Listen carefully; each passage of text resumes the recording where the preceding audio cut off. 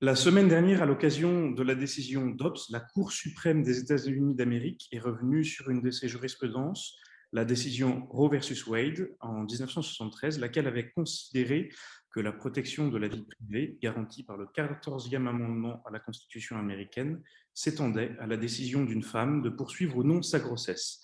En d'autres termes, les États fédérés ne pouvaient interdire l'IVG, mais pouvaient l'encadrer. Le Cercle Droit et Liberté n'a pas l'ambition d'évoquer le droit américain, mais l'ampleur surprenante des réactions en France nous incite à proposer un peu de clarté pour ceux qui souhaiteraient comprendre.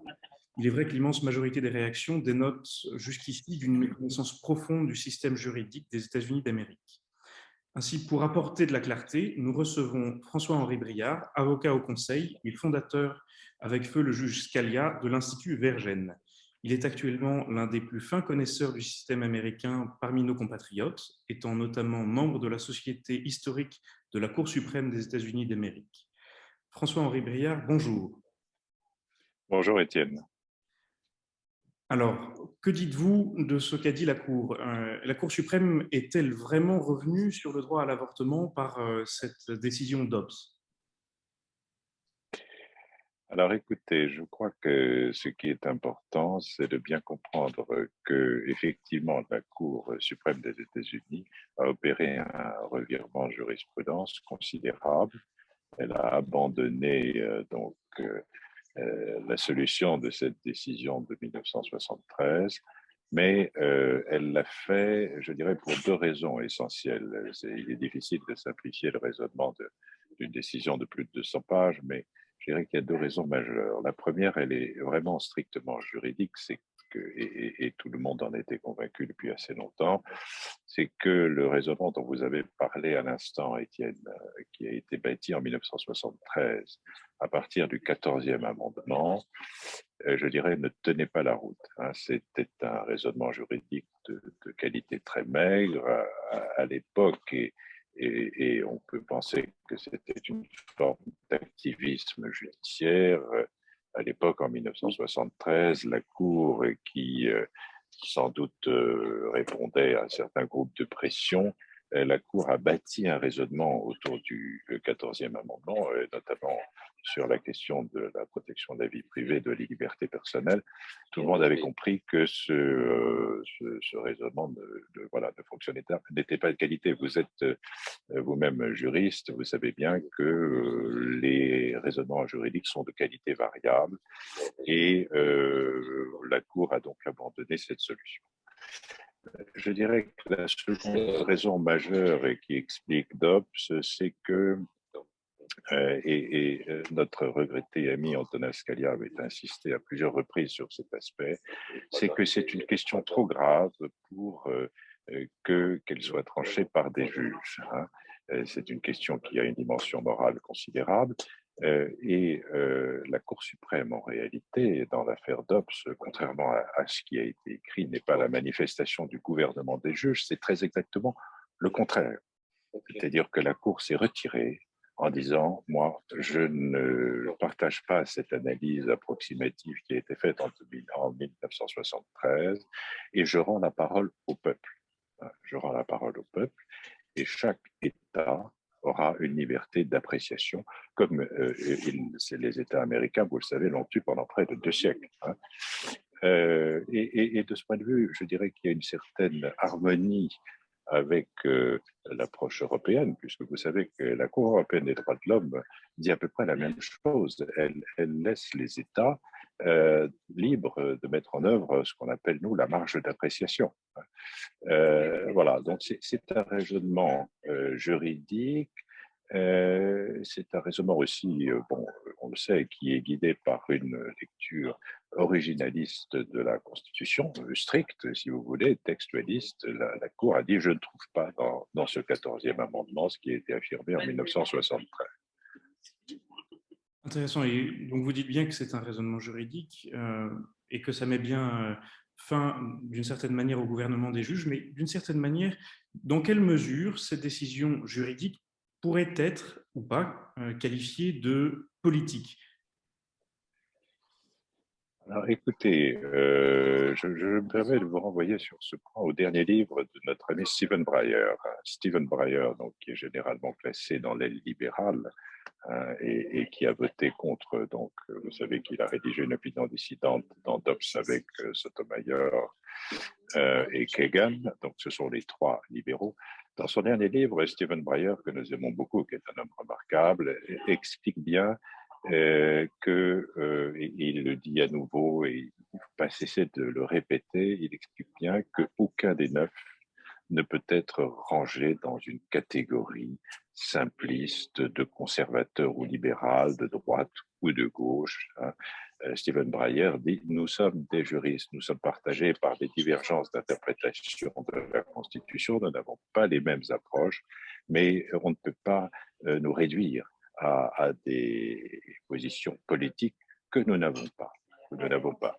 Et vous savez bien qu'au sein de la Cour, les liens, les amitiés, les partages, les dialogues transcendent complètement les clivages politiques, je dirais, traditionnels et simplistes que nous connaissons. Mais hélas, il y a cette espèce de, comment dirais-je, de, de, de, de, de débordement des esprits aux États-Unis ou en Europe, et tout le monde bascule dans la simplification, dans l'outrance, dans l'ignorance, dans des appréciations que vous pouvez lire ici ou là, avec beaucoup de choses erronées. Alors justement, dans tout ce débordement, comme vous le dites, on entend aussi beaucoup de personnes dire qu'il y a une réduction des droits des femmes aux États-Unis. Et pour reprendre leur vocabulaire, n'y aurait-il pas pourtant des droits sur lesquels on pourrait revenir et d'autres sur lesquels on ne devrait pas pouvoir revenir, même de manière démocratique? Et comment les distinguer de ceux que l'on ne pourrait toucher? Alors, oui, il y a des droits qui sont supérieurs euh, aux constitutions, vous le savez bien.